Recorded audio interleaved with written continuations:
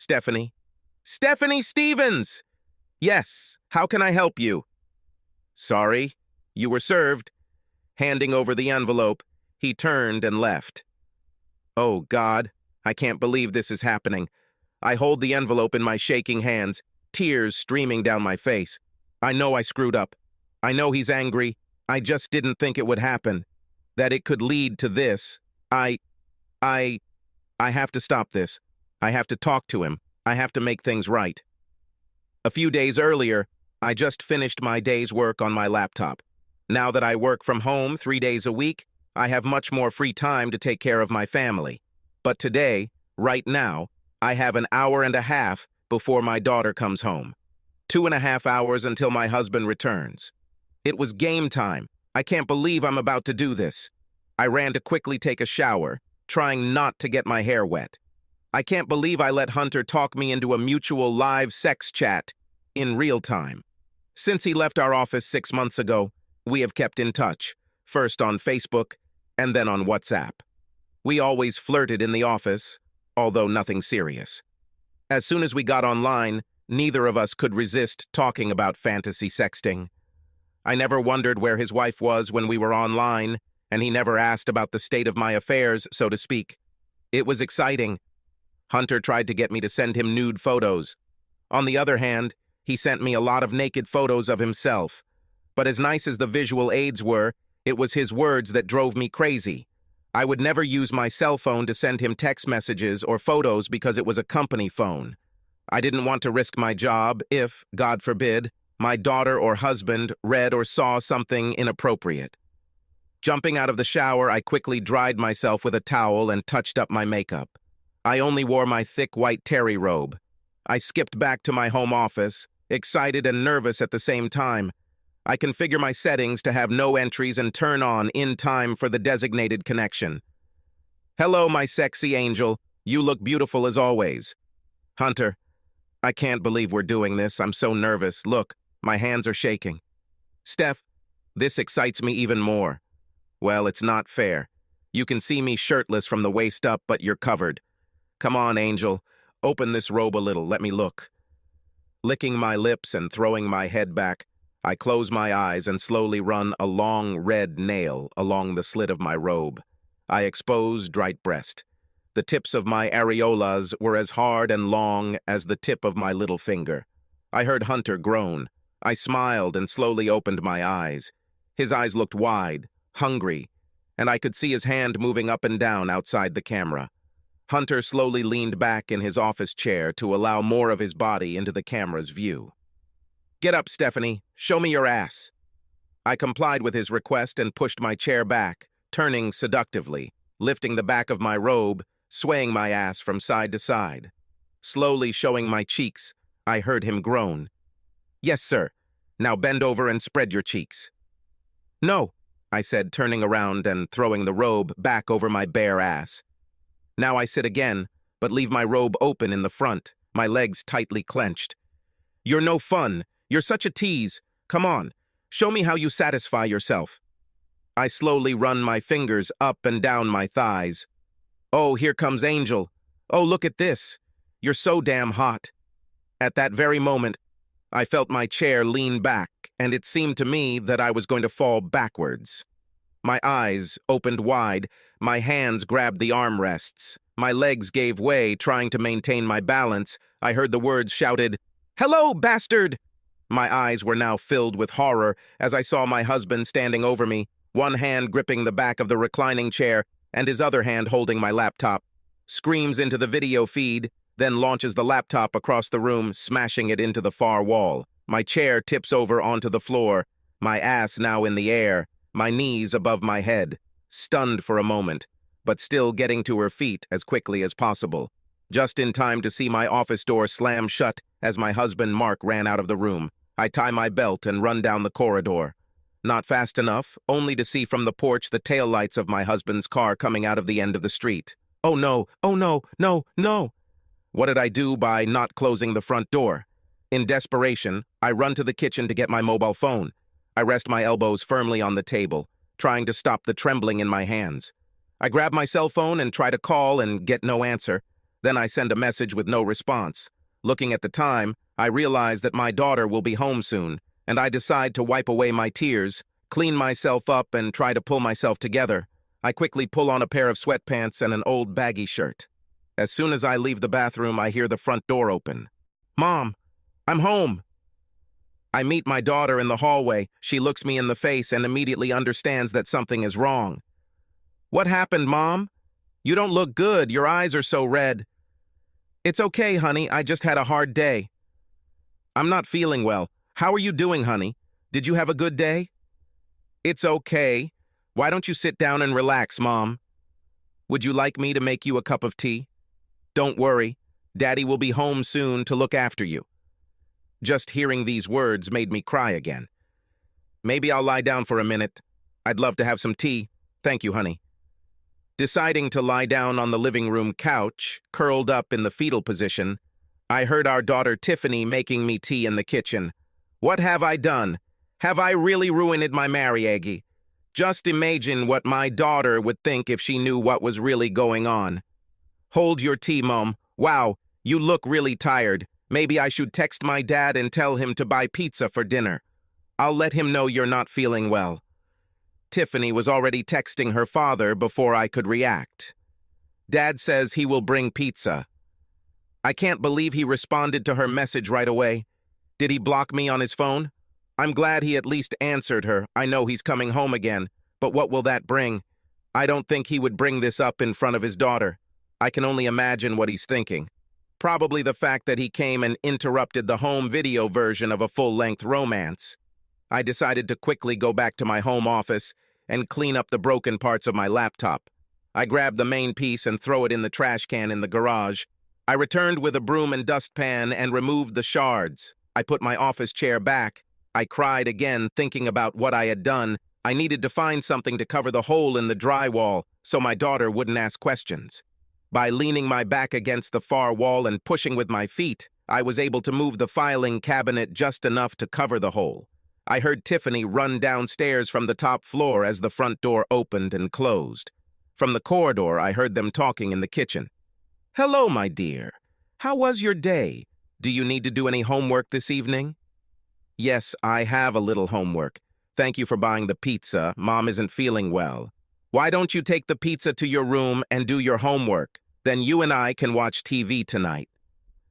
"Okay, sounds interesting." I quickly ducked into the bathroom to check my appearance before talking to Mark. When I left and headed to the kitchen, no one was there. I opened the pizza box and looked at the pizza. I felt too sick to eat. I stood there listening and heard the sound of the TV coming from the game room in the basement. I hesitantly crept down the stairs.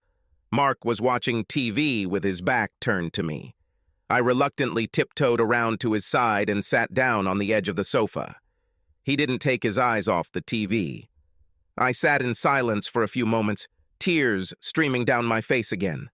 Hoarse, the words, "Mark, can we talk?"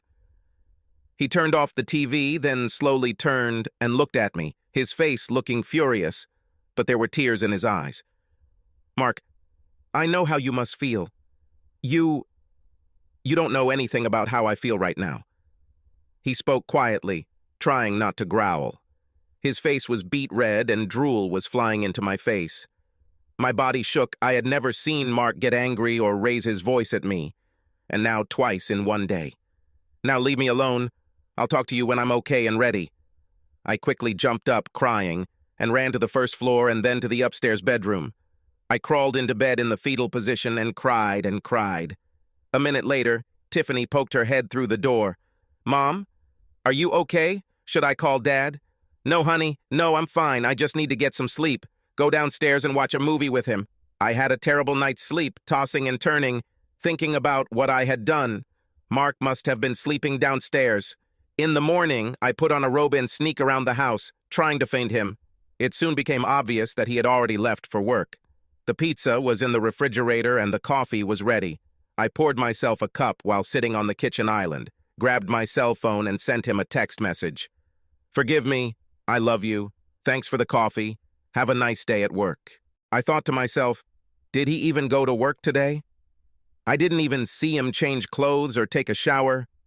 I myself had to work in the office today before waking up my daughter. I had another good cry in the shower, then went out and called Tiffany to get up for breakfast, checking that there was no reply message on my cell phone. I don't dare even think about going to any website or contacting Hunter in any way today or ever. I just wanted to leave it all behind, like the broken parts of that laptop. When I came downstairs, Tiffany was eating a bowl of cereal. I poured myself another cup of coffee. "Are you feeling better, Mom?" "A little, thank you. Did you and Dad like the film?" "Yes, we watched Blade Runner 2049. It was great, Mom. You should have seen it." After the movie, I went to bed, and Dad stayed to watch the sports news. I assume he has already left for work? "Yes, honey, you better go to school yourself. Do you need a ride?" "Thanks, Mom. And don't worry about my lunch. I'm going to grab some cold pizza."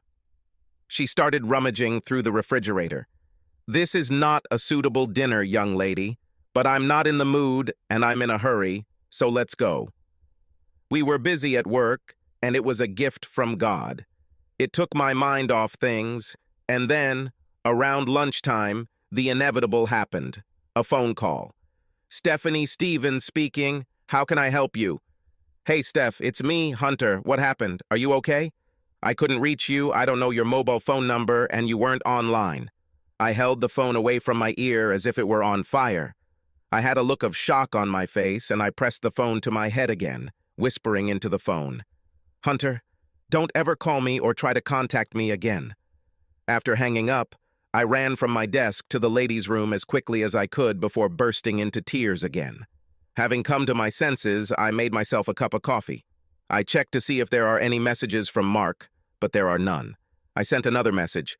"Please, Mark, I love you. Can we talk?" Returning to my office, I smiled at my colleague. I sat back down and returned to today's work. That evening, returning home, I decided to stop at the supermarket to buy ingredients to prepare a delicious dinner. At that moment, I realized that I myself had not eaten for more than 24 hours. I decided to make chicken parmesan for dinner, which they both loved. I returned home and started cooking. Then I freshened up a little in the bathroom.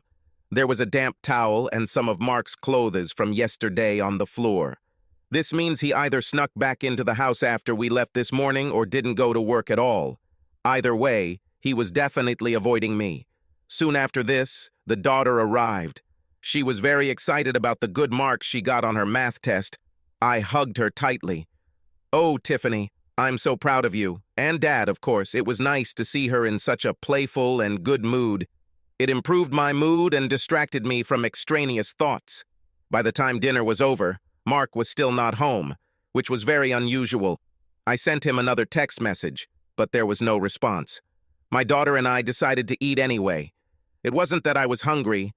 I ended up just picking at my food, taking a couple of bites. Tiffany asked me where Dad was. I said I wasn't sure. He seemed to be a little late tonight. She took out her phone and sent him a message, getting a response immediately. It was starting to get annoying. "Dad says to keep his dinner warm. He'll be home in half an hour." "Mom, are you guys fighting?" "No, not a fight, honey. Just a little situation we're trying to sort out. You don't have to worry about it." Mark finally walked through the door and we both walked towards him. He was carrying a bag from the electronics store. "Dad, are you home? What did you buy us?" "I bought a new laptop to replace your mother's laptop."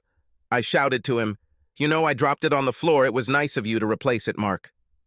"Well, actually, now it will be a kind of central family laptop. Your mother can work here, in the kitchen, on the island, where it will be stored all the time. Now, none of us have anything to hide, do we? Besides, I think we'll turn Mom's office into another bedroom." As he spoke, every word pierced me like a dagger. I lowered my eyes to the floor and answered, "Good idea, honey. I'll probably be a lot more productive being here instead of hiding in that room. Plus, I'll be closer to the coffee maker." I laughed nervously, making the situation seem light-hearted. "It doesn't matter to me. I have my own tablet to do my homework, Dad. I should probably do it now anyway." She went to her room, and Mark began setting up his new laptop. I took his food out of the oven and placed it on the plate next to him. He started eating and working on the laptop at the same time, then looked at me and asked, "Have you eaten?" I ate a few pieces. "I'm not very hungry, Mark. Can we talk?" "Give me an hour and then we can talk." "Okay, Mark. I'll leave you alone to eat and set up the computer. I don't feel well. I think I'll go take a bath and then come down and make us some tea." He didn't even look at me. He just shrugged. Once upstairs, I turned on the water in the bathtub, then went to my daughter's room to ask her if she needed to use the toilet first.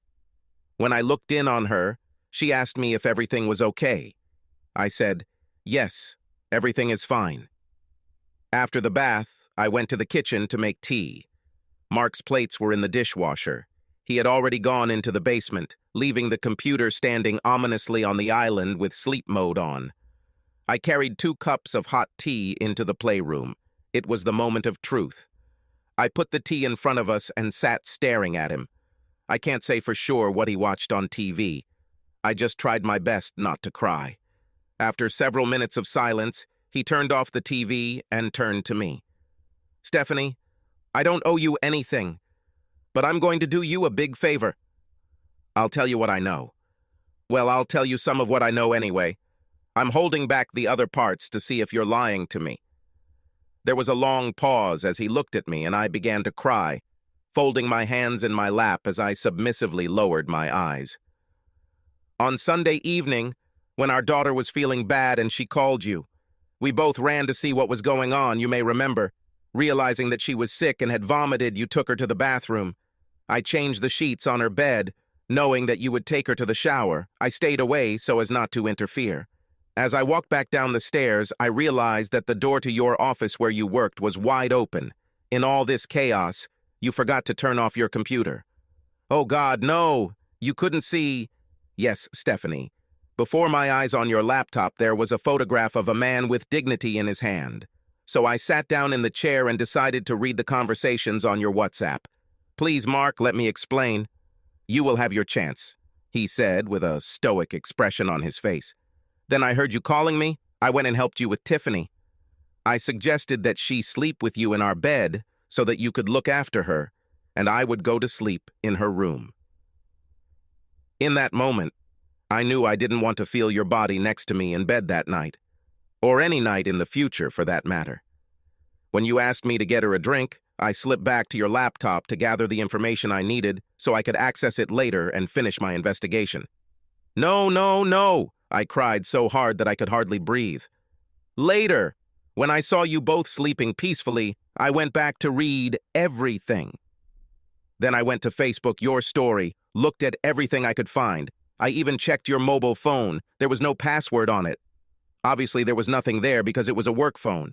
At least you knew enough not to make that mistake. Regardless, there was definitely a mountain of information on the computer." He sat staring at me for a moment, then continued. "Using a small zip drive, I saved all the information for the future. That's how I found out about your plans to get into videography. So I decided to come home early and see if you could make it through to catch you before the show. But I'm a little late. The show has already started. Anyway, I also learned a lot about your boyfriend, Hunter. He isn't my boyfriend. Speak quietly and wait your turn. As I already said, I found out about his wife and children. His wife is a nice woman and has a Facebook page with all sorts of information, even about where they live. Once I send some of these pictures and conversations you've been having, I'm sure he'll be too busy saving his own skin from a divorce to play sex chat." Hearing the word divorce, I began to cry desperately, falling to my knees in front of him. "Please don't leave me. Please, Mark, don't give up on us. Let me try to explain." "Keep your voice down if you don't want this to be a 3-way conversation with our daughter." "Okay, now it's your turn. Tell me everything from the beginning, and don't you dare lie to me. I know a lot."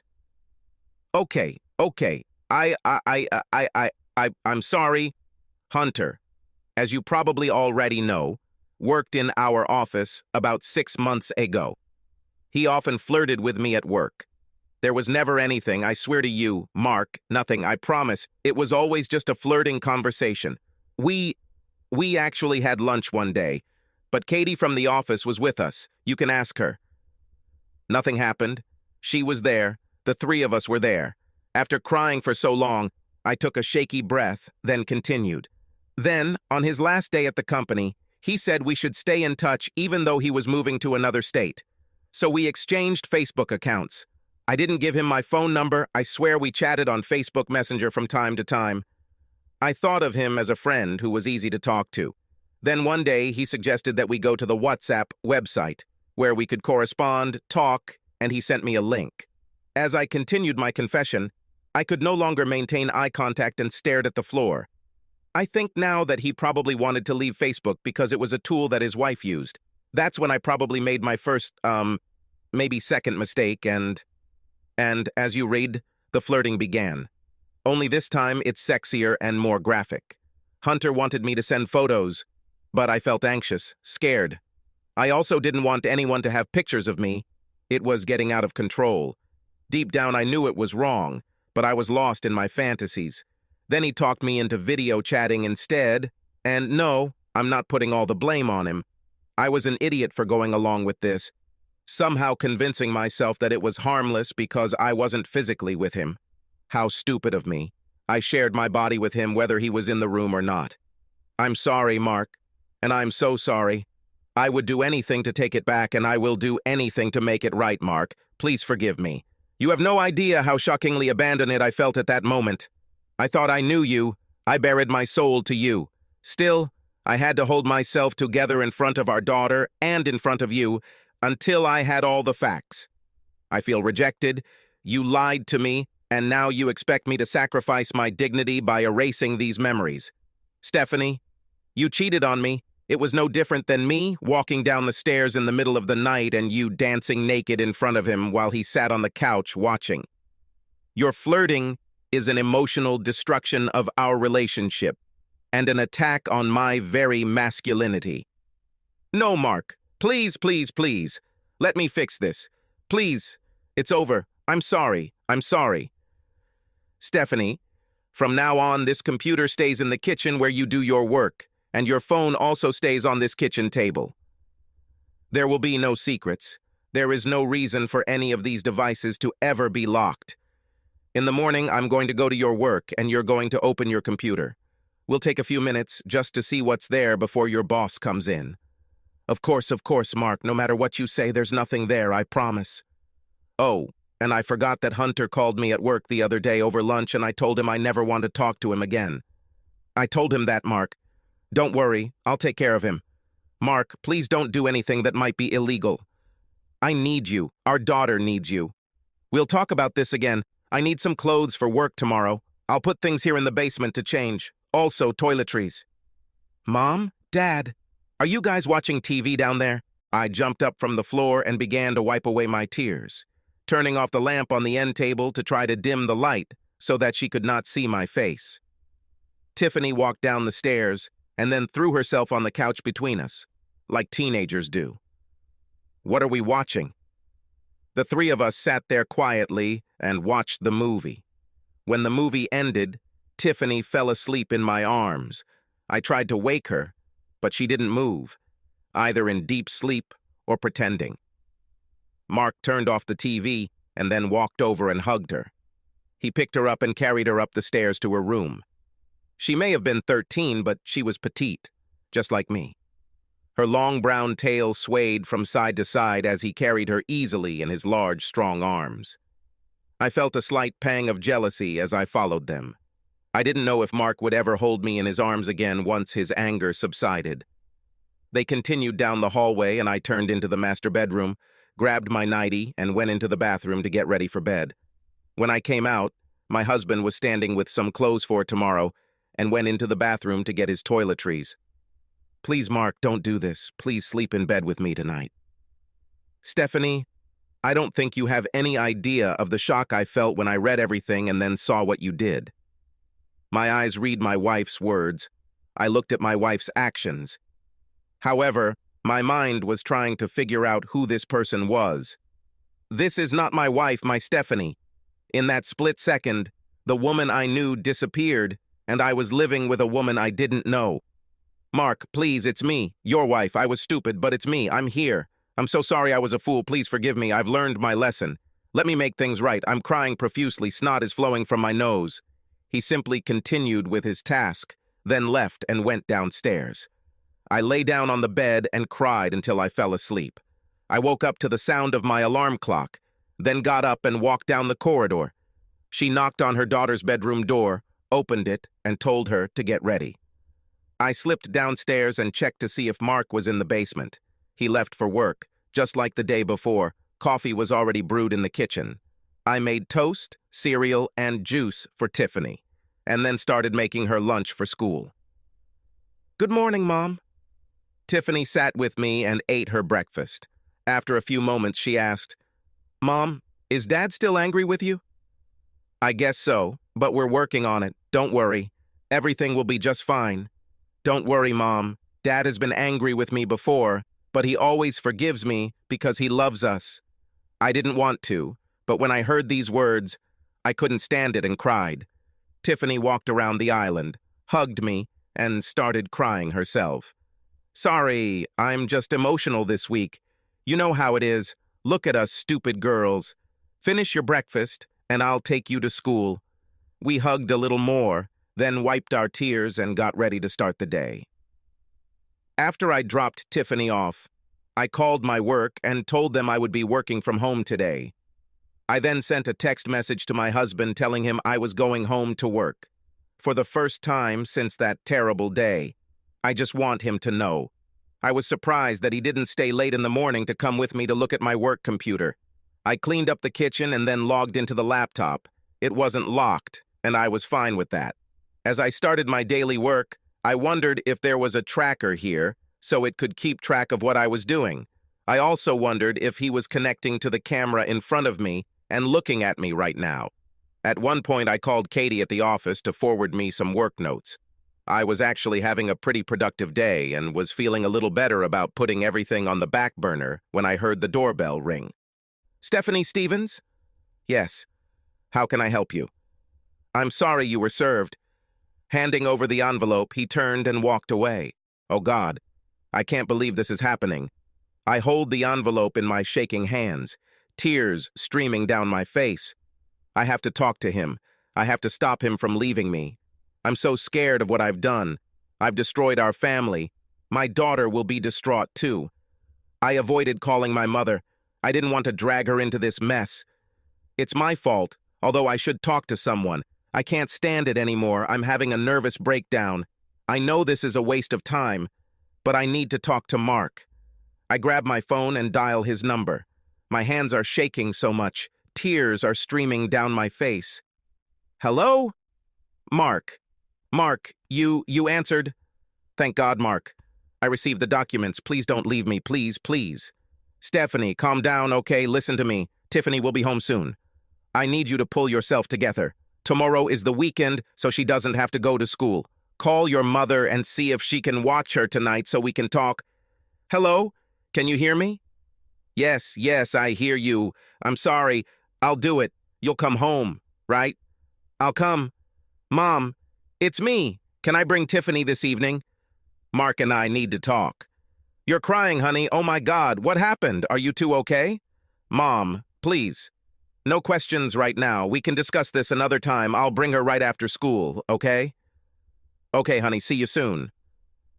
When Tiffany returned home, I pulled myself together to some extent. I told her I was taking her to her grandma's tonight so Mark and I could talk for a while. She asked me again if everything was okay, and I told her everything would be just fine. She's a smart girl, and I know Tiffany didn't really buy it, but she didn't push it. When I got to my mom's house, she greeted us at the door, and I could smell cooking pasta, one of Tiffany's favorite foods. A minute later, my dad met us at the door, gave Tiffany a big hug, and led her into the house. My mom looked at me with concern but didn't ask any more questions. On the way back, I wondered if Mark had talked to his mom about our situation. I know that now that he doesn't see her as often. He talks to her on the phone quite often. She lives a few hours away, but he always wants to make sure she's okay after her father's death. I was surprised when I pulled into the driveway and realized Mark was already home. In the driveway, I quickly gathered my things and tried to get out of the car, even forgetting to unfasten my seatbelt. I burst into the house screaming his name and headed to the kitchen, throwing my cell phone and purse on the countertop. Mark was sitting there in front of the computer, I guess checking on me today to make sure I was on good behavior. Before I could get out a word, tears were already streaming from my eyes. He said, "Sit down, Stephanie. Mark told me to go on the computer and turn off contacts on Facebook and any other apps or sites while he watched." He stood up, opened the refrigerator, took out a bottle of wine, then took out 2 glasses and poured half a glass into each. "Stephanie, let me speak, okay? Let me say it all, and then you can say your part." "Okay, Mark, I'll listen to everything you say." "Stephanie, I took time off from work after our little situation, and I actually went to a lawyer and talked. I was so angry and sad at the same time. At that moment, I was sure that I no longer wanted to be married and wanted to get a divorce." "Oh, Mark, please, I don't want a divorce. Let me try to fix this." "Stephanie, let me finish. As I told you last night, when I read what you had on your computer, 1,000 thoughts ran through my head. How long does this affair last? Does she love him? What did I do to deserve this? I had no idea who you were. You are no longer the same woman I was married to for many years. Then I saw you there, exposing your body to this man, a body that was dear to me and only me. And yes, I know you didn't have sex with it. That's what you say, but that doesn't mean the pain is any less." Mark paused, then took a deep breath. "I am proud of the fact that I am the man who captured your heart. I am proud that you are my wife. When I married you, we were no longer 2 people. We became one person sharing ideological values. So, like I said, I filed for divorce. Next, I had a little time to think, and I want to talk about my current mood." He paused again and took a sip.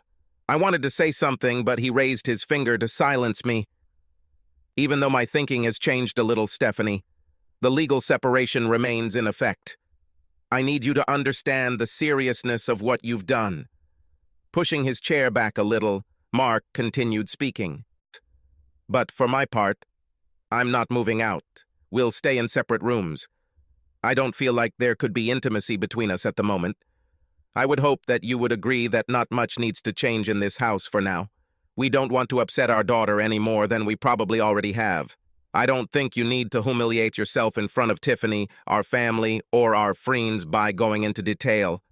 However, I don't intend to be the bad guy here. You will make it absolutely clear to everyone that our problems are not my doing." "Mark, can you tell me?" "I'm not quite finished yet, but okay. I'm listening to you." "Mark, I promise you that I will do everything to make it up to you, and I will never talk to Hunter again. Please don't divorce me. I want to go to counseling, and I hope you will come with me, too. Mark, will you be seeing other women now that we've broken up?" Unable to hold back any longer, I broke down and began to cry, dropping my head in my hands. "Stephanie, that's not the point. I have no intention of dating. If anything changes, I will be honest with you. I support the idea of you talking to a therapist. I just don't know if I'm ready for this myself. You humiliated me at that moment. You cuckolded me. If treating you like a princess and putting you on a pedestal has made you believe that I am weak, you are sadly mistaken. I will not tolerate disrespect from you. No, Mark, you are not weak. I don't know what came over me. I'm bad. I'm weak. I sent a short transcript of your affair with this character Hunter to his wife via Facebook. It's not fair that she's more deceived than I am. I will leave everything as it is, without further contact.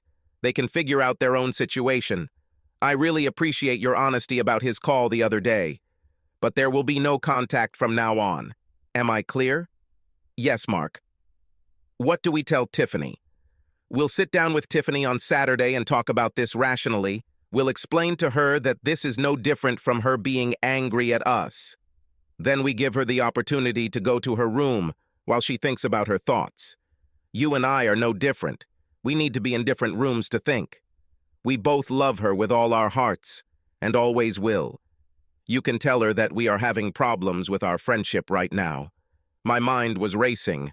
I had a million thoughts. The thought of us being legally separated made me sick. Seeing the pain on my husband's face, I saw tears in his eyes. I was worried about how our daughter and families would take it. I even felt deeply concerned about a family I never knew, Hunter's family. Even though I knew it was Hunter's doing, I played my part. I finished my glass of wine and stood up. I wanted to ask Mark if he wanted me to cook him something for dinner. I felt strange, dizzy, nauseous. My vision blurred. "Stephanie, tell me, are you okay, Stephanie?" I was lying on the couch. Mark was above me, and I heard him calling my name. My eyes fluttered as I focused on his face and could hear his words. Yes, I'm fine." When Mark heard what I was saying, he left me for a moment. I was trying to sit up when he returned. "Stephanie, lie still for a minute." He helped lay my head back on the pillow, then placed another pillow under my feet and held a cold compress from the kitchen in his hand. He placed the compress on my forehead and held it there with his hand.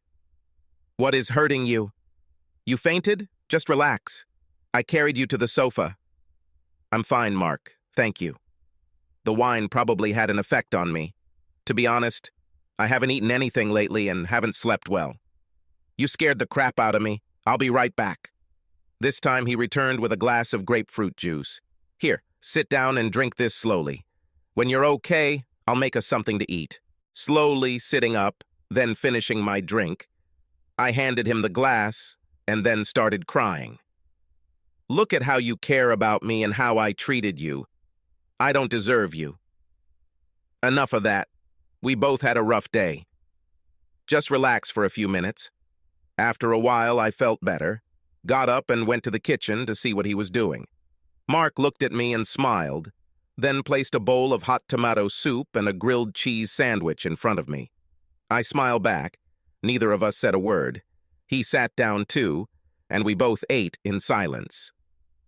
After dinner, I washed the dishes, Mark went to watch TV, and I decided to take a shower.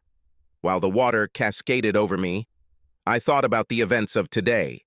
I had to save my marriage. I was determined to talk to a therapist. We need to get to the bottom of what caused all the problems.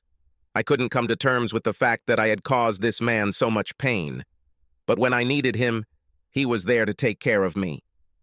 After finishing my shower, I went down to the basement in my pajamas to watch TV with him. I kept my distance and sat on the opposite end of the sofa. We were sitting there in silence, watching intently and lost in our thoughts when I heard him speak. "Do you feel better?" I sat for a moment, thinking, before answering. "Still feeling a little weak. I hope you sleep in our bed tonight in case I need you. I don't expect you to touch me. I just thought it would be nice if you were there." Mark didn't answer. We watched TV for a long time. It was already late. Mark got up and turned it off. For some time he stood silently, staring at me.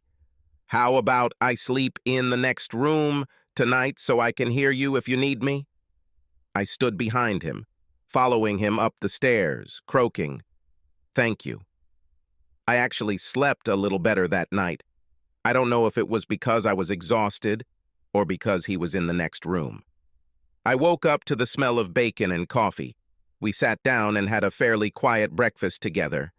I told Mark I would be doing the dishes and it was time for me to do laundry. His contribution to the conversation was that he was going to fill the hole in the wall in the office with plaster from the garage before we got Tiffany. I gather up Mark's laundry from last night and take it downstairs to load it. I took the t-shirt he was wearing last night, brought it to my face and smelled him. This subtle aroma had a calming effect on me for some reason. Around 11 o'clock, I told Mark that I was going to call my mom and tell her that we would be picking up Tiffany soon. He replied that he was also going to call his mother, as he did every Sunday. I was thinking about how this conversation might go today. We picked up Tiffany, and my mother looked at me questioningly. I just made a grimace of a smile. On the way to my mom's, Mark decided that we would talk to Tiffany in the car on the way back. There's no point in keeping her in the dark about this any longer. The conversation went basically the same way as Mark and I had discussed earlier in our conversation. Mark did most of the talking, and I tried my best not to cry.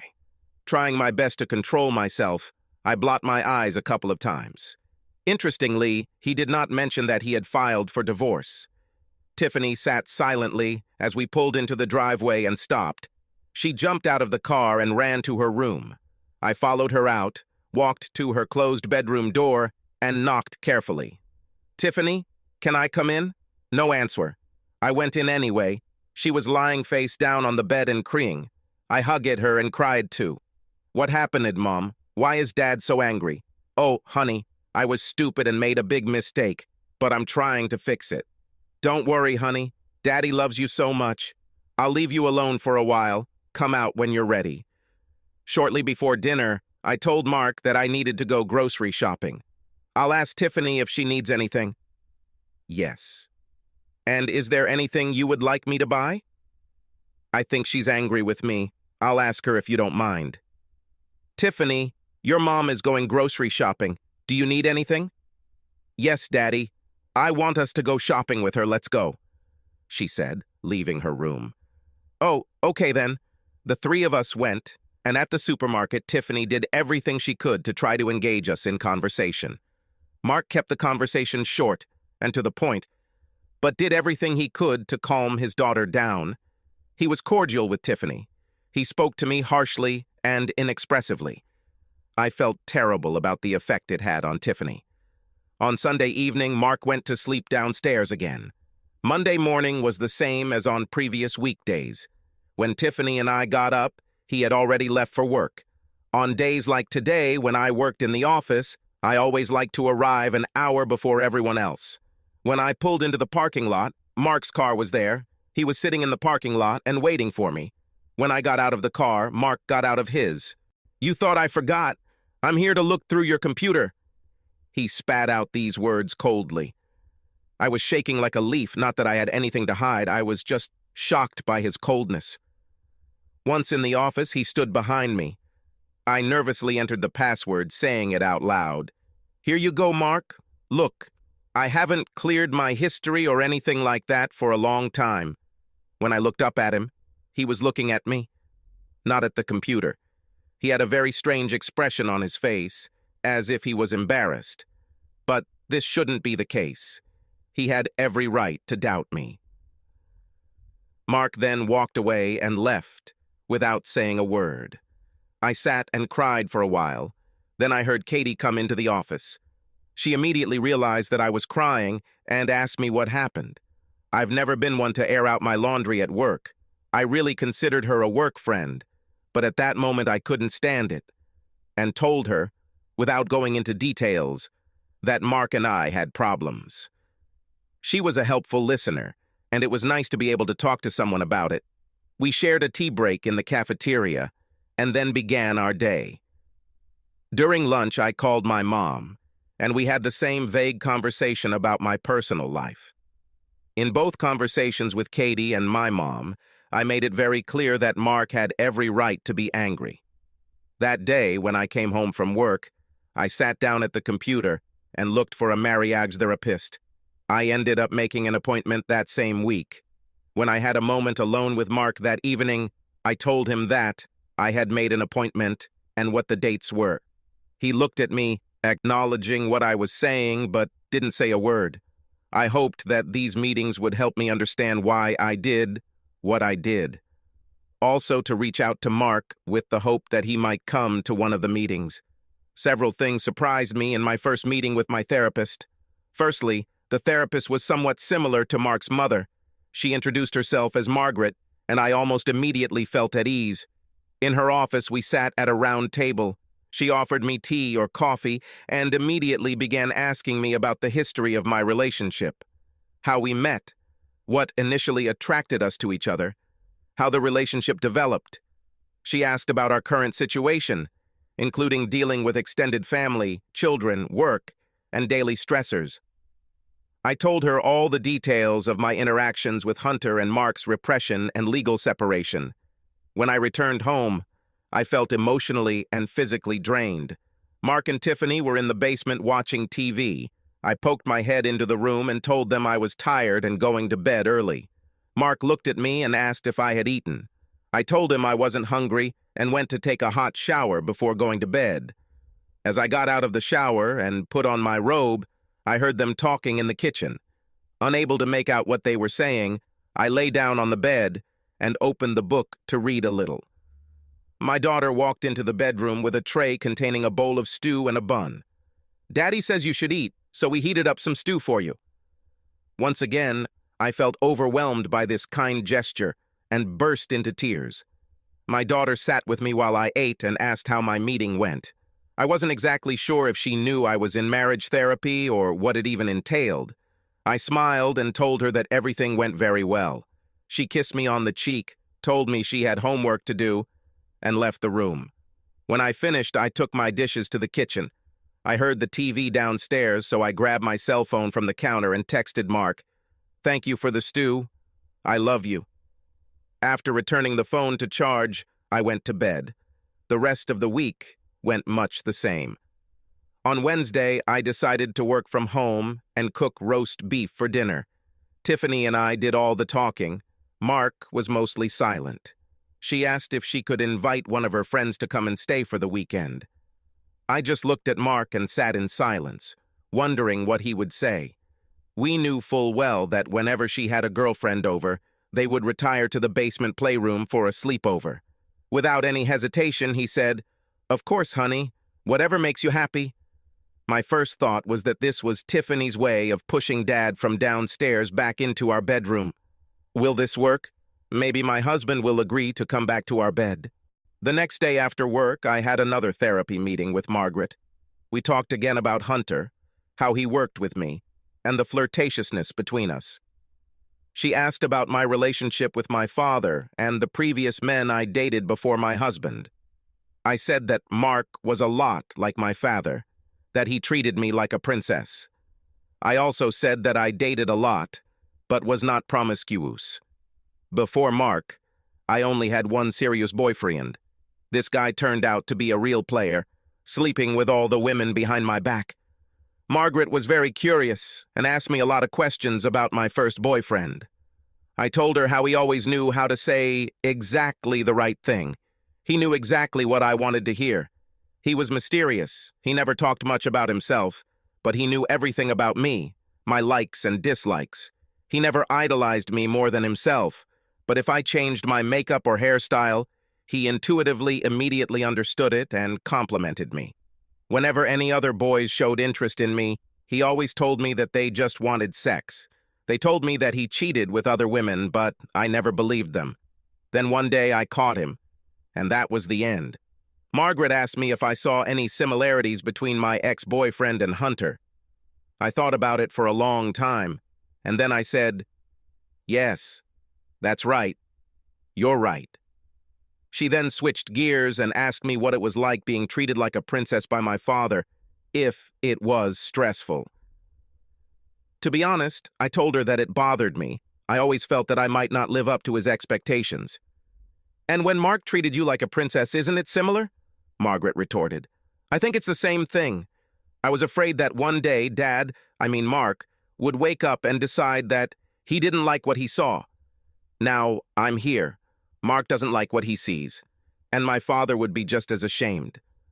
I started crying, and Margaret handed me a napkin. She got up, made us a cup of tea, and left me alone with my thoughts for a good 5 minutes. "Margaret, I'm so afraid that I've lost Mark. He doesn't touch me, and we hardly talk. I'm so scared. He means everything to me. Don't worry, Stephanie, we are working on it. Ask him again if he will come to me. I know you don't want to talk about it, but if things get worse, the court will require his presence. That's enough for today. We'll talk again next week." Maro. My daughter Tiffany and I were sitting and eating lasagna that Stephanie had made earlier in the week. I couldn't help but notice that my daughter was especially quiet this evening when she suddenly burst into tears and said, "Dad, 2 wrongs don't make a right." "Of course not, honey. Why do you ask?" "Because I don't know what Mom did to hurt you, but your silence really hurts her. She cries all the time. We're talking, I don't want to hurt her in any way. Stephanie, I'm home. Hey, Mom, we're having lasagna. Will you join us?" "I'm not hungry." "Yes, of course. Good. How was the therapy?" "That was good, Mark. Thanks for asking." Tiffany continued to talk about how she invited her friend over for the weekend and how excited she was. After dinner, when we girls were washing the dishes instead of putting them in the dishwasher, Mark disappeared somewhere. Tiffany made a phone call, probably to her girlfriends, and disappeared into her room. I went downstairs in search of Mark and sat down on the other end of the sofa, keeping my distance. He looked up and asked me if I wanted to watch something on TV. I said that I was fine with whatever he wanted to watch. While Mark was switching channels, trying to find something to watch, Tiffany came down and sat between us and asked if we could watch a movie together. It was a cute movie and I really enjoyed it. Then Tiffany and I got up to go to bed. The three of us said goodnight to each other. I looked at Mark and our eyes met for a moment, but we did not exchange a word. I took a bath and freshened up before bed and then lay down to read for a while. After about an hour, I got up and just put on my robe and nothing else. She quietly crept along the corridor and checked where her daughter was. Tiffany was sleeping. Then I quietly went downstairs to see if Mark was sleeping. He was lying on the sofa, sleeping, wearing only his underpants, illuminated only by the light from the TV. I dropped my robe to the floor and stood naked in front of him, staring at him, knelt down and put my hand on his stomach. Then I moved my hand down. Then, to my surprise, Mark suddenly jerked and his hand grabbed my wrist. I heard the word no. He sat up and looked at me with a shocked expression on his face. I was humiliated. I jumped back, grabbed my robe, put it on, and quickly ran upstairs to my room. I locked myself in the bathroom, sat on the floor with my back to the door, and cried. "Stephanie, Steph, please open the door." "Please go away," I whispered back. After sitting there for several minutes, I didn't hear anything, so I got up, opened the door, and looked outside. Mark sat on the bed and waited for me. I slowly walked towards him, covering my eyes with my hands. "I'm so ashamed that you consider me a moral monster that you don't even want to touch me anymore." He put his hand on my shoulder and pulled my hands away from my eyes. "Stephanie, I'm not ready yet. I just need some time to think about everything. I don't want to send mixed messages through my behavior, and I don't want to take advantage of you. Listen, I'm going to visit my mom this weekend and just be alone for a few days to clear my head. I'm emptying out the basement, which opens the door for Tiffany to have her little weekend. I covered my eyes with my hands again and cried. Look, don't cry, okay? I'm going to go to therapy with you. Call her and let her know. I continued to cry. Okay, Mark, thank you, I'll do it, but please, can you at least hug me? We both stood up and he hugged me. After a moment, he released me, looked at me, and smiled. He said we'll talk later and left. I climbed into bed and eventually fell asleep. The next morning, I was in the kitchen preparing breakfast. I heard Mark slip into the bedroom, probably to pack his suitcase, when I heard the doorbell ring. Tiffany ran down the corridor shouting, "I'll open it." Then I hear teenage girls screaming in the hall. Tiffany led her friend Megan into the kitchen. I asked if she would join us for breakfast. Agreeing, they carried her bags to the playroom and then joined me. Mark came in, exchanged an awkward smile with me, and sat down to eat. If it weren't for the girls' chatter, the awkward silence between us would have been deafening. After breakfast, the girls ran to the basement playroom, and Mark helped me wash the dishes. He told me that he would be home on Sunday evening, and that if necessary, I could contact him by calling his mother. Then he went downstairs and said goodbye to the girls. I was waiting for him at the door in the corridor. As he started to leave, Mark paused for a moment with his suitcase, and we stared awkwardly at each other. Then he said, "Okay, see you on Sunday," and left. The girls and I ordered pizza and then watched the movie Chick, which took my mind off my problems for a while. The next day, we girls went shopping.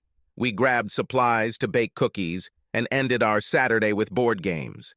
I left a message with Margaret saying that Mark was available for the next meeting, but I did not hear back from her. All I kept thinking was that if therapy didn't work, I would lose him forever. I know I brought this on myself, and my daughter is suffering too, and it's all my fault. How could I be so selfish and stupid? I wondered if Mark had told his mother what a disappointment his soon-to-be ex-wife had been.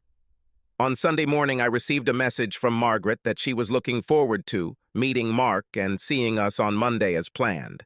My stomach was doing somersaults when I picked up the phone and decided to call Mark and his mom. I wasn't sure how I would be received. Hello? Catherine, this is Stephanie. Is Mark free? Hi, honey. It's good to hear from you. Wait a minute and I'll call him. Oh God, she doesn't know.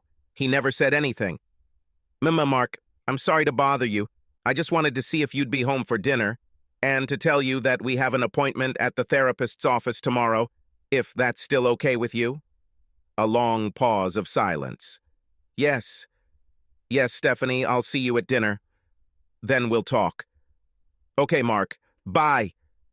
Megan was picked up by her dad later that day, giving Tiffany and I some time together before Mark came home for dinner.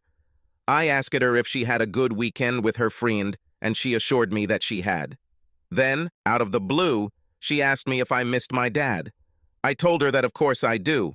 I always miss him when he is away. I love your father with all my heart. We hugged each other tightly. Why don't we take a walk together, and then when we get back, you can help me prepare a nice dinner for him. It was nice to spend some girl time together, just the two of us.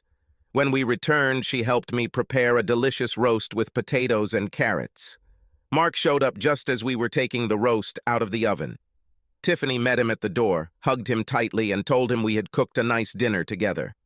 Mark reached into his luggage and pulled out a card and a book with a note attached to it. Look, Mom, Grandma gave me a gift card and gave you a book.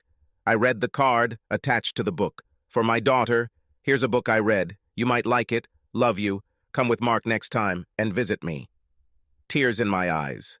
Mark, can I talk to you for a minute? Thank you for not telling your mother everything.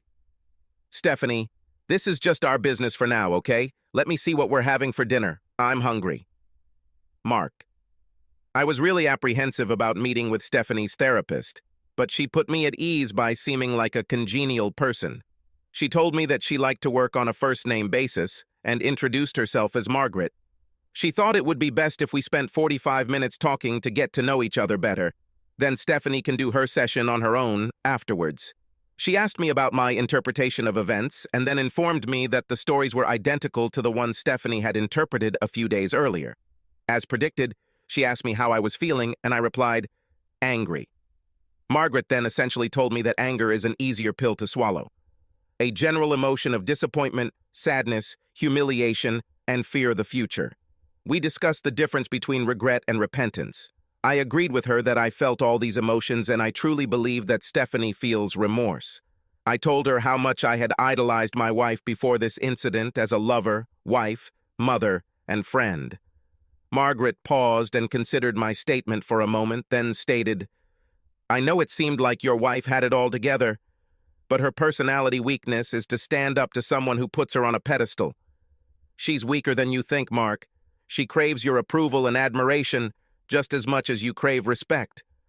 We continued our conversation and time flew by. That's enough for today, Mark. Thank you. I'd like to talk to Stephanie for a bit.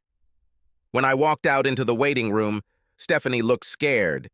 I informed her that I would see her at home and start dinner with Tiffany. We were both driving our own cars, okay? I needed time to think on my own. Okay, Mark, see you at home. Stephanie. When I came home after the session, I smelled a delicious dinner being prepared. Mark and Tiffany were in the kitchen, talking and laughing. It warmed my heart to hear them laugh after yet another grueling session that exposed my damaged soul. I'm standing in the hall, taking off my heels, glad that I'm home. I looked into my old office and, to my shock, saw our laptop back on the table. I walked into the kitchen and joined my loved ones, and we had a really nice dinner together. I thought maybe after Tiffany left for the evening, we could talk about today's meeting, but Mark went back to the basement and crawled back into his shell. I went to the office, returned the laptop to the kitchen table, and went to bed early to read. When I woke up in the morning and smelled the coffee, I got out of bed and freshened up before heading downstairs. On the way, I knocked on Tiffany's door and told her to get up, and then headed to the kitchen. As usual, Mark made coffee before heading to work. I poured a cup and then walked back into the hall, about to yell upstairs for my daughter to get her ass in order. Then the door to the bathroom on the first floor in the corridor opened, and I screamed, "Mark, you scared the hell out of me. What are you still doing at home?" "I'm on my way. I just wanted to talk to you before I leave." He walked past me and poured himself a second cup of coffee. "Stephanie, you shouldn't have brought the computer back to the kitchen." He saw that I was about to speak and raised his hand to stop me. "Stephanie, I felt stupid the other day at your work when I asked you to open your computer. I feel stupid every day watching you at home. But it's not nearly as stupid, humiliating, and sad as the day I caught you with this man online. I know we need to talk to move forward one way or another, and I'm making that happen. I have to go to work. We can discuss this further at our next therapy meeting." Just at that moment, Tiffany came bouncing down the stairs. "Hey, Dad, you're home. I'm heading out, honey. Have a nice day. I'll see you when I get home." Nothing much happened until the end of the week. Thursday finally arrived. Margaret went out into the reception room where Mark and I were sitting, but not together, but across a chair. Just before she walked in, I thought, this is awkward, but at least he's sitting next to me and not on chairs across the room. Margaret said that if everything was okay, I would like to talk to Mark first, alone, and then together. I smiled at her. Mark stood up and entered the room. I took a magazine to read. Mark. Margaret offered me a cup of coffee, which I accepted and sat down at the round table. She asked how I was feeling and how the week had gone. I told her about the highlights. I told her about visiting my mother for the weekend. I also talked to her about how my daughter mentioned that Mommy was hurting and that 2 wrongs would be wrong. Told her about the laptop, and she asked me why I moved it, and I explained exactly what I told Stephanie. I also told her about the incident on the first floor when Stephanie tried to get intimate and I stopped her. "Mark, do you want your wife? Do you love her?" "Of course I want to, but I'm trying to do what's right. I'm trying to do what's right for all 3 of us. Mark, you understand that no matter whether you stay with your wife or leave her, you 2 will have to talk, maybe argue. I know you carry around this emotional blanket called anger. Mark, your daughter is not always around. There are times when you 2 can talk. Stephanie knows she hurt you, Mark. Are you afraid that if you talk to her, you will get angry, that your anger will hurt her? Maybe you love her so much that you don't want to hurt her. This is just food for thought. Let's talk about how you first met and what attracted you to her." I told her about our dating life, when we first met and how I was in love with Stephanie from the first date. I told her that Stephanie is loving, beautiful, warm, smart, understanding, and everything I want in a woman. Margaret then asked me to describe a sweet behavior that Stephanie doesn't even know she has, but that you notice in her. It was easy when she's really concentrating, or sometimes when she's stressed, she wiggles her nose. It's so cute. Who is your wife for you, Mark? Stephanie is my wife, my mother. She is my lover, my best friend. I wonder if friendship shouldn't be a little higher on your list. She seems to have been starved for your attention even before this incident that brought us all together. Mark, could you please ask Stephanie to come here? For now, I'd like to talk to both of you. Stephanie Mark came out into the reception area and asked me to come in. I don't think I've ever been so nervous in my entire life, not even when we got married. Margaret greeted me with a smile and said, "I'd like to talk a little about the discussion we had last week." As the 3 of us sat at the table, Mark kept his eyes on Margaret. Margaret started talking about flirting. It is known that men are more motivated by sexualization and visual content. This changes their perception of what flirting involves and causes them to be more assertive in their approach. I describe male flirting as trolling. Most men will throw bait here and there without any specific goal, hoping that someone will fall for their flirting. Women flirt to make friends and show their femininity, to prove to themselves that they are still desirable. Flirting for a woman increases self-esteem. Everyone flirts, but in slightly different ways. Mark stood up to pour himself a cup of coffee, and Margaret was silent for a moment until he sat back down. As Mark's wife, I knew him well enough to know that he was worried and wanted to know the meaning of it all.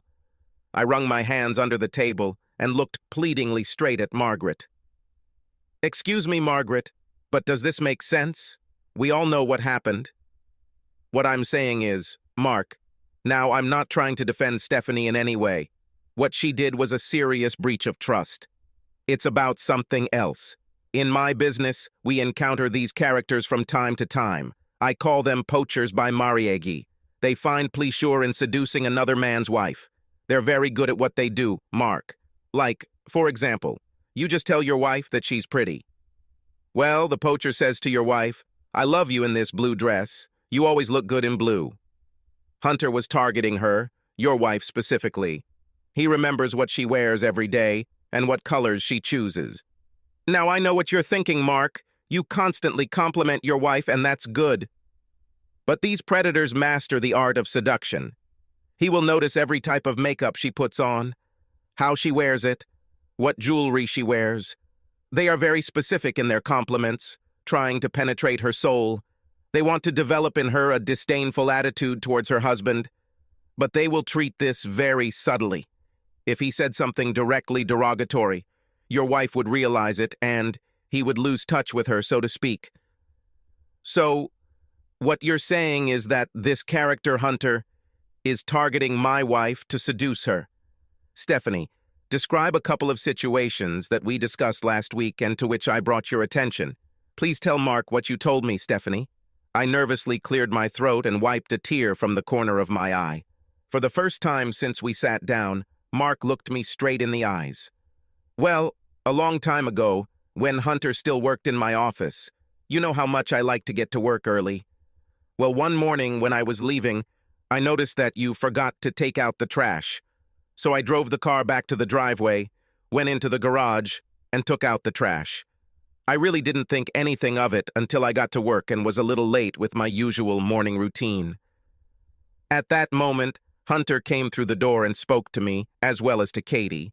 Now that my daily routine was a little different and everyone was talking to me, I was a little annoyed. Hunter immediately asked me if I was okay. I casually said that I was a little out of my routine because I had to take out the trash this morning that my husband had forgotten about. Hunter immediately said, "Well, that was irresponsible of him." Remembering that moment after Hunter's comment, I immediately became angry with you, Mark. Now I realize that I should have actually been annoyed by his statement. At this moment, Margaret intervened in the conversation. You see, Mark, although your wife wasn't really upset with you, she realized that you simply forgot. Hunter took advantage of this moment. He knew that Stephanie was irritated and needed morning peace. By exploiting her irritation, he subtly brought her displeasure down on you, Mark. Notice how very effectively her bad mood was made out to be your fault, Mark. Come on, Stephanie, now tell Mark the part where Hunter defames his wife and what he said to you in the restaurant. I never really asked him many questions about his personal life, although he asked a lot about mine, Mark.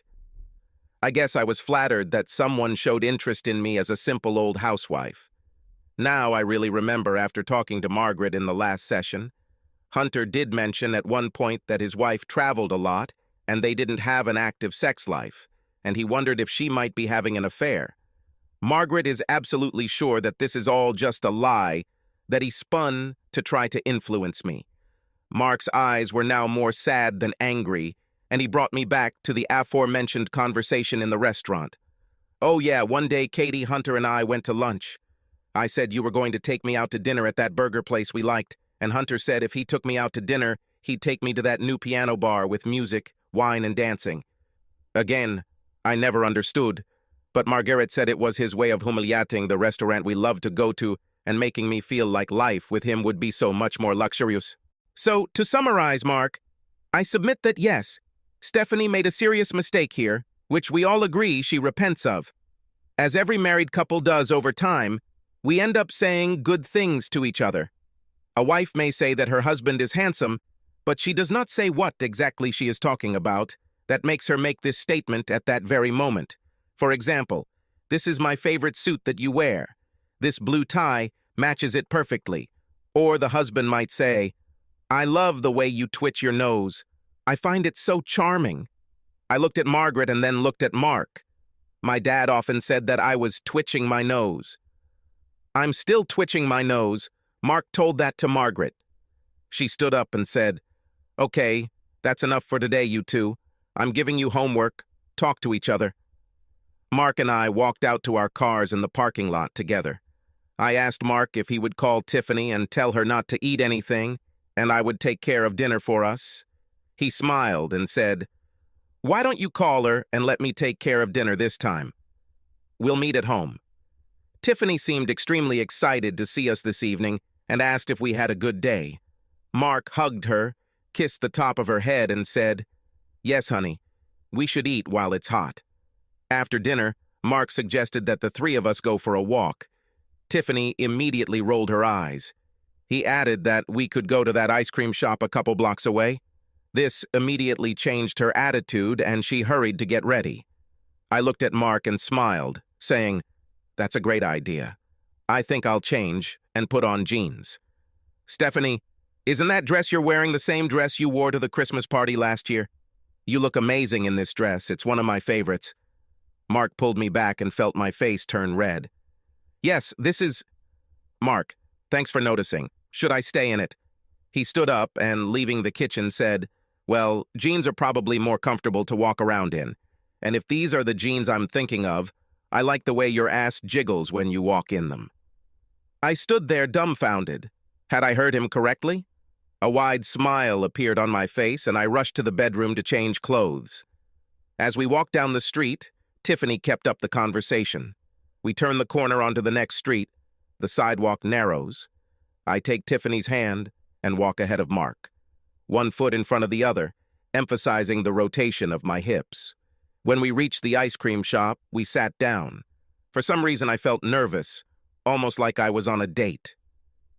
During the conversation, I told Tiffany that we would call Grandma when we got back and thank her for the gifts.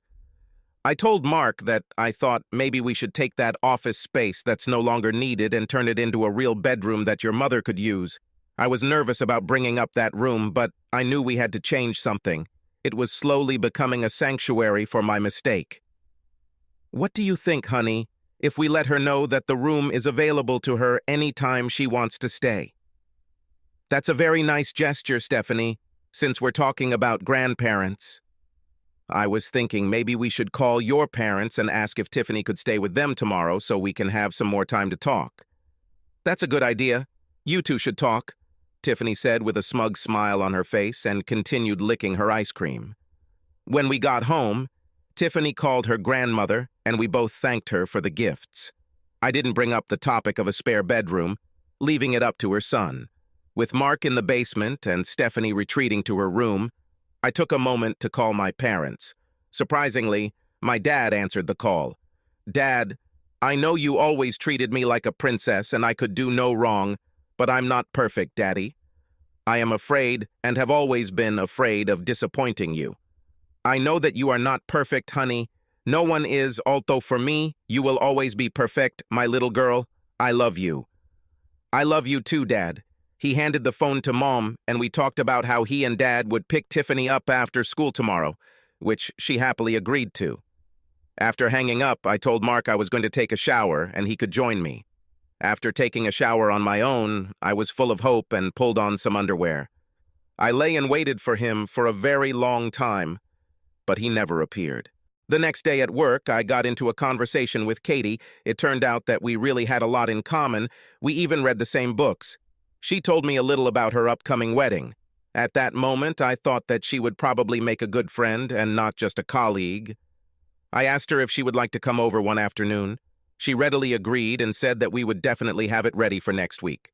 I returned to my desk to work. I was excited to talk to Mark today, especially after the disappointment of last night. And then I got even more disappointed. A text message from Mark saying that he would be an hour late getting home, that he needed to stop by the lawyer's office. I got nervous. By 1 p.m., I told Katie I was going to take the rest of the day off. On the way home, I stopped and bought some good red wine. When I got home, I got busy preparing a delicious meal for Mark and me. At that moment, I had no appetite and felt nauseous from anxiety. Dinner in the oven. I decided to put on a beautiful dress and wait for Mark to arrive. I opted for a black 3/4-length Chevage bodycon dress, black stockings and heels. I had no idea why Mark was in the lawyer's office or what we were going to talk about, but I wanted to do my best. I can't remember the last time I wore a sexy dress at home for him. If I was going to fall, I was going to fall fighting for his love. Mark finally arrived.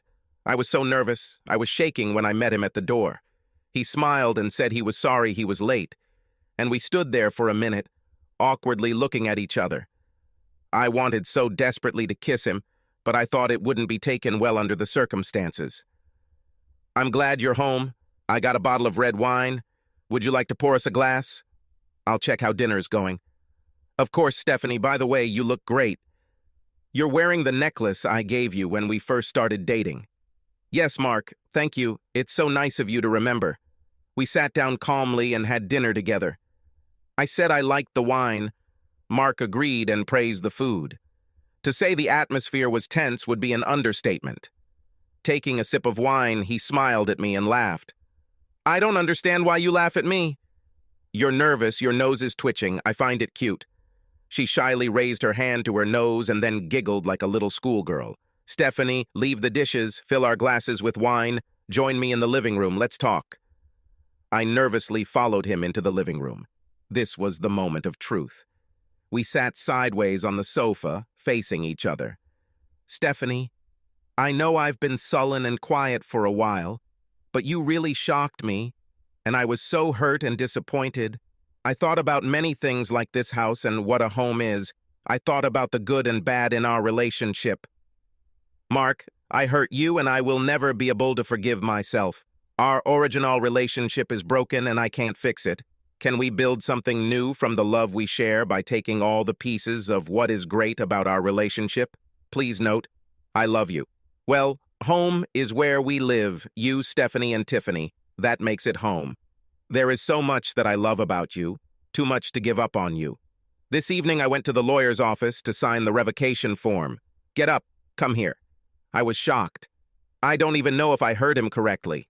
I stood up almost automatically and walked over to stand between his spread legs as he moved forward to the edge of the sofa. Mark, did I hear you correctly? This time, tears of joy. Please say it again. Please tell me that everything will be fine. Steph, we have work to do, and we're not done with Margaret yet. But we will get there. We will get there together. Standing between his spread legs, he placed his hands on my stockings, caressing my thighs, and began to slide his hand under my short skirt, exposing the top of my knee socks as he lifted my skirt above my hips. I could see the hunger in his eyes as he looked at my black lace panties and flat bare tummy. I stood with my legs pressed tightly together. They began to tremble. Mark leaned forward and began to cover my bare stomach with bunny kisses. Mark looked into my eyes, then stood up, pushing my hair back, turning my head to the side. I felt his lips and hot breath on my neck. A shiver ran down my spine, and I heard him whisper, "I'm craving dessert. Feed me. I'm craving you." Then he pressed his lips to mine. My tongue gently slipped into his mouth.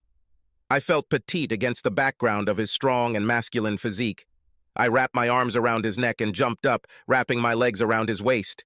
Mark's hands immediately cupped my almost bare bottom, supporting me in his embrace. I looked into Mark's eyes and said, "Take me upstairs and let me express my gratitude to you for loving me tonight, and every night you want me." Subscribe to our channel so that your second chaff doesn't cheat on you, and go ahead and listen to the next story, because this story is nothing compared to the next one. If you're under 18, don't even think about listening to the next one.